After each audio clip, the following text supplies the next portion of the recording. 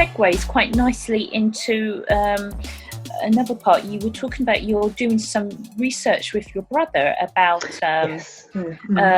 did you want to ask Yeah, Peter I was about quite this? interested in finding out a little bit about what you're doing now, and the research that you were doing and the resources that you want to develop with your brother. So I can't, my brother's writing medical papers, so I can't give away too much about fair enough. But he's working, they'll be published here soon, I think.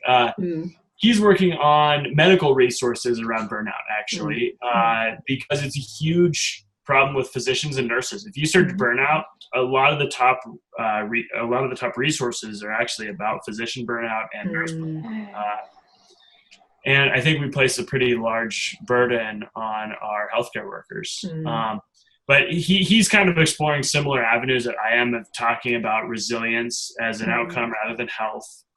He's also looking at how do you separate depression and anxiety from burnout, because maybe somebody's just depressed. That could definitely be a reality. And then also working more towards like clear definitions of burnout, because it's a very ill-defined term. My work is going to hopefully incorporate a lot of his work. He's the physician, so he can pass things over to me. But my work is really focusing around how do we help people recover from this. It is ambiguous. It is a personal thing. It's not like, it's not like, say, cancer, where it's like, okay, we have a tumor there, we need to attack it, or in whatever way we are, and build strategy around that. But this is a personal thing. Purpose is a very personal thing. How do you find purpose in what you're doing? Or do you need to make a change like I did? I went, this doesn't feel purposeful for me anymore. It did. It doesn't mean I don't like the industry. Again, I'm very passionate about food, but my company wasn't feeling purposeful for me. Agency, I wasn't taking the ability to make decisions and using that in the best ways for myself and for the company. And again, that's a very personal thing. And so building materials that help people really dive into themselves and start to understand those things. I come from a family that work is incredibly important. Like, the worst thing you could have called me was lazy. That is the worst thing. And my mom actually burned out long before I did, to the point where she actually attempted suicide. And so it is a big health problem and a mental health problem. And I think those attitudes can be passed down generationally, and really looking at those and saying, I'm going to be where this stops. I'm going to be the one that stops this. I'm not going to pass this on to my kids. And I want to help people within themselves learn why they burned out, how they burned out, and then how to prevent it and heal through that process. That's great. How do people get access to your resources? At what point can people access the resources once you've done your various studies and research? I'm hoping that I'll release the first class, here probably in about 6 months is my guess. Okay. Yeah, I'm working on it currently. I'm also trying to get a psychologist on board. So if you have any interest in this, I'm trying to get that. And then, hopefully we'll be releasing the first bit here in about 6 months. That would be great. We'll definitely circle back to us, because then we can do another talk about, the launch of it and how people can actually make the most of it. Because definitely this, my desire for the expertise library was to actually put in place accessible, realistic steps towards change. because people go to a lot of these workshops where they say, yeah, just do this, just buy this book, just listen to this tape, but it's actually the application and how do you stick at it even when you can't see the physical changes, or you can't see it in front of you, but the changes could be subtle, they could be quite silent, and then all of a sudden you're not doing the same thing you did 3 months ago, something's changed. So yeah, absolutely. And in that regard, I've been blogging actually about my recovery from burnout and things like that. Yes. My website is up, and you're welcome to share that with people. Yeah, we'll definitely do that. Yeah, so people get access to it. Yeah, and it is, like you saying, it is subtle. There's subtle differences in life. There's subtle changes that we make. And burnout is one of those things that I found. It's subtle. But I notice things now that I'm like, oh, that situation 6 months ago, that would have been so overwhelming to me. And now I have because I've taken this time, I have so much more resilience in going, oh, okay, I can get through that. I can find a way around that. And you start to see those abilities coming back, and you're stronger in different ways than you have been in the past. And that's, for me, a win. Yes. So, Maria, do you have any other? I don't know. Points? I don't. So one of the things I wanted to ask Peter to sort of round off this fascinating discussion, it's really got me thinking about how I approach ideas of success and business. Are the steps, the hallmarks to starting some small movement towards change and personal freedom.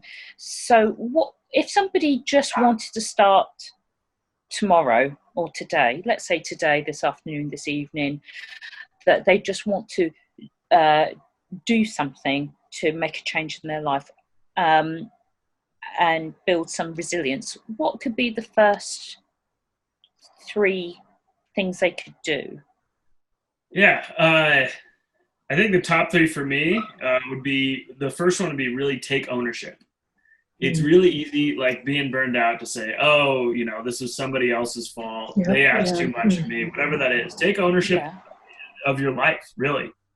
And go like, I'm going to be the one that builds this. I'm not going to let this be owned by other people. And so really taking ownership, stopping to blame other people and saying, I caused this. I'm going to be the way out of this as well. I think that's really empowering for people. For me, writing is a really impactful way for me to understand myself and problem solve. And so I've done a lot of writing exercises over the last 6 months. And it's funny, you'll be writing and you write something and you're like, whoa, I didn't even know I thought that. And so that's, and I've gone and found writing exercises. I've taken courses that have helped me, like forced me to do things. And so that's been really helpful for me. And then third, again, I study under a Zen monk, so I think meditation would be the next last one. Meditation for me has been so impactful, and it forces you to watch your own patterns. That's the biggest part about it. People say it's about clearing your mind, and yeah, you get moments of that, but it's definitely not. Most of my meditation is not sitting there with a perfectly clear mind. It's sitting there and watching my brain patterns and going like, oh wow, I've done that one 100,000 times before. Let's not make that same decision. Or I get obsessive about something. You just kind of burn it out after a while, because it's like, okay, I've thought about that so much, I don't have to think about it anymore. But I found that to be a really incredible step towards freedom. And I want to tell people, start really small. I remember when I started meditating, like 5 minutes was torture, like absolute torture. I could, I just was being like, still. Just sitting 5 minutes. And now I can, there are days where it's much harder, but I often can sit 2-3 hours and it's okay. It's kind of a making friends with yourself process. I love that idea, making friends with yourself. I think that's a Pema Chodron one. I can't take credit for that. You should have kept it at that. I don't want to act like I'm further along in I think one of my sorry if there's a dog barking, it's the CEO of Protocol Connoisseurs, it's Rolo, demanding that I give her my attention. But one of the other businesses that I work with, Marie, she runs a wellness business, and we were talking about this, and she said she identifies meditation being happy within yourself, just being happy to sit alone with yourself when there's nobody else in the room, so you're not trying to run away from yourself. That's her idea. I can't say I'm always happy sitting with myself. Sometimes I get pretty frustrated and angry, and it can beat myself up quite a bit, but there certainly is, like, I think being able to sit with whatever you're feeling and experiencing is a pretty powerful thing, and I think that is a road to being friends with yourself. And again, I think it's I've talked about resilience a lot. I think this is a big push towards resilience, because you're going to feel every single emotion sitting there. If you meditate for a while, you're going to feel everything. You're going to feel joy, you're going to feel horror, you're going to feel anger, and that's okay. Those are all very real human things. Yeah, you just let them rise up and fall, but you don't chase them away. Yeah. You just let them rise and fall. Yes, I was saying to Maria previously, I'm definitely getting back into meditation because I was suffering from brain fog and little spots of burnout, too much thinking, too much processing on my brain, and just had a terrible migraine. I thought, okay, I'm going to get one of those binaural beats, listen to it, and within half an hour it just cleared my head, and I could feel myself just laughing about something and smiling. I didn't know where it came from. It's like, I just thought, why am I smiling? And I think it was just that release, just rising and falling, any emotion, trapped emotions that they've got a chance to run free, and you're not trying to suppress them at all. Yeah, that's beautiful. That's exactly it. And it's not always so easy to let them go. Sometimes it takes a little more than half an hour, but that really is it. We love to hold on to things, whether it's holding on to, I always want to feel happy in this way, or I'm holding on to a grudge or whatever. We love to hang on to stuff, but it's generally not for our benefit. Yes, and definitely trying to hold on to happiness when happiness is struggling and wants to be free. Because I guess if you try and have the needle stuck in the groove of happiness, I've just got to be happy. How do you measure it? How do you measure that happy? Because the happiness it's coloured in many different ways, and maybe happiness just escapes you one day, and you need to feel slightly maudlin, because that is the tapestry, that's the journey of your chapter at that point. So no, very interesting. I have been enthralled and encouraged and delighted by our conversation. I'm honestly, Peter, you've got me thinking about a lot of things, and I found it a fascinating conversation.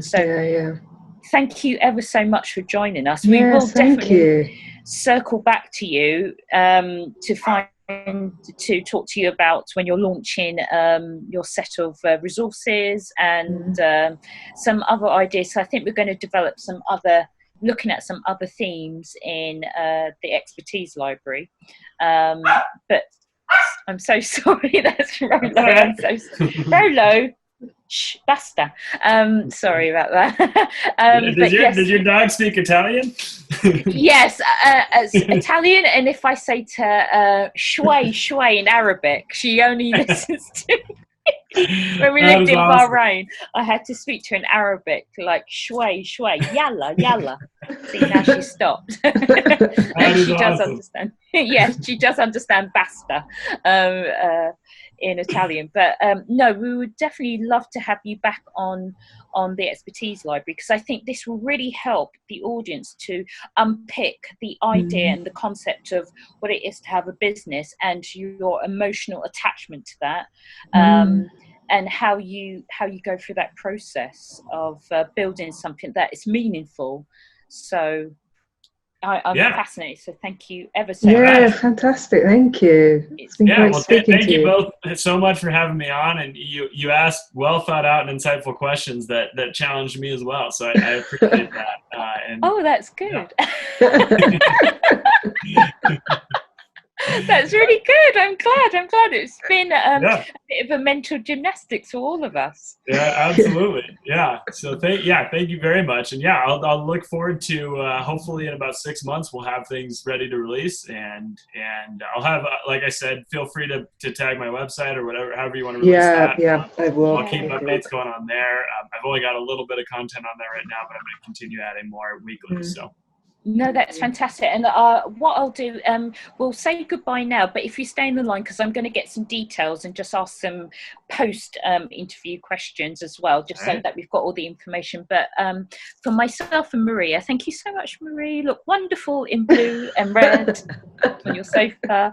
Very happy, beautiful face. Trying to move everybody. That's like...